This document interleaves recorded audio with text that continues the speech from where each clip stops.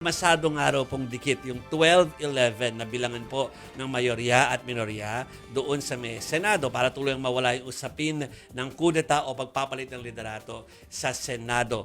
Ayon pa po kay Senator Erwin Tulfo, tapos na ang boxing, oras na may isa lang mula sa majority bloc ang lumipat sa kanila sa minorya. Pero sa ngayon daw, wala pang nagpapahiwatig na gustong mag-over the bakod. Eh di ba yun nga yung subject natin sa SKL kagabi?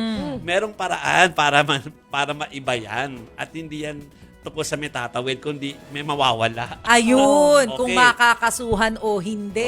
Correct. May makukulong. Sinabi naman po sa ating programa kagabi ni Senadora Risa Ontiveros na proud siya na may proven at potential na mamuno ang pangalang kumakalat na posibleng maging susunod na Senate President. Samantala ay relieved daw itong si Senador Ping Lacson pagkatapos niyang i-relieve o maalis siya at palitan ni Senadora Pia Cayetano bilang chairperson ng Blue Ribbon Committee. Laki Actually, ang angulo doon sa interview kay Erwin, Senator Erwin, ay yung fact na hindi pa humuhupa yung kudeta sa Yes. Senado. Kasi parang may sinasabi sila na, of course, ngayon wala si Senador Bato. So, hindi 13-11, 12-11 ang mangyayari. So, isa lang yung mawawala doon sa 12 na yon at malipat doon sa minority. Yeah. Pwedeng-pwede na talagang mabago yung liderato ng Senate. So, kaya yan po yung binabantayan natin. Yes. At saka kung ano yung magiging dahilan ng pagbabagong yon. Yes. Eh, yan po ba ay, kasi I'm sure may mga pag-uusap na nangyayari ngayon.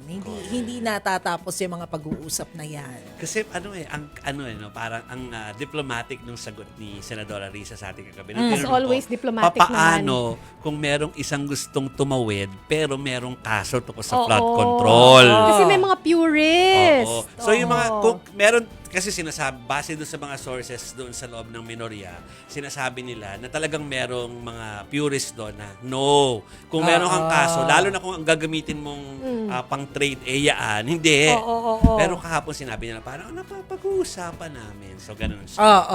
Tingnan natin. Tingnan natin kung ano mangyayari. So ang malinaw, makulit man kami, lagi namin ginagamit dito na parang may kudeta pa rin dahil meron pa rin. Oo. Meron pa rin eh. It's Hindi an pa rin ongoing natatapos talaga eh. Ako, abangan. So pagka may nakasuhan, tingnan natin. Tingnan natin.